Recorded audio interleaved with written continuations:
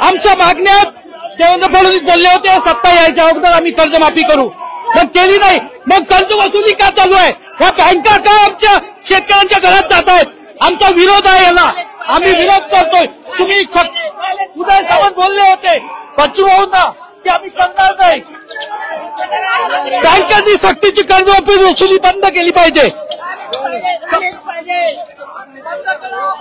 फक्त वसुली बंद करा. कर्जमाफी होत नाहीये, तुमची काय मागणी आहे? आमची हीच मागणी आहे की बँकांची सक्त वसुली बंद करा. बँकांची सक्त वसुली बंद करा. जी शेतकऱ्यांच्या घरोघरी जाऊन आज बँका त्यांना पिडतायत, पश्चिम भाऊची हीच मागणी आहे की तुम्ही सक्तीची कर्ज वसुली बंद करा. शेतकरी आत्महत्या करतोय, आत्महत्या करतोय.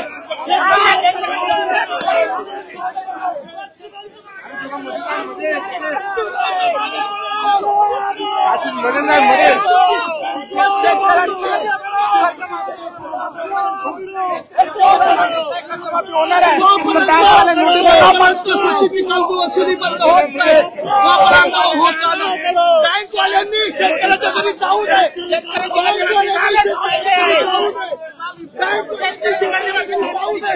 सक्तीची कर्ज वसुली बंद झालीच पाहिजे.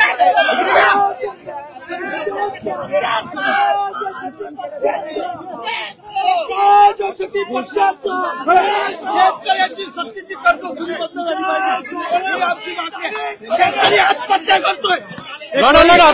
श्रीमंतांचे कर्ज माफ होतात, गरिबांचे कर्ज का माफ होतात? पतींचे कर्ज माफ होतात.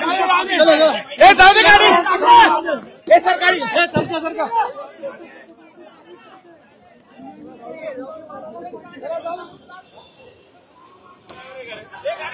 दादा काय मागणी आहे? शेतकऱ्यांना बँकवाले नोटिसा पाठवून जप्तीच्या ऑर्डर काढून त्रास देतात आहेत. जर महाराष्ट्र शासन कर्जमाफी करणार आहे तर बँकवाले का त्रास देतात आहेत? बँकवाल्यांनी त्रास देऊ नये शेतकऱ्यांना, नाही तर आम्ही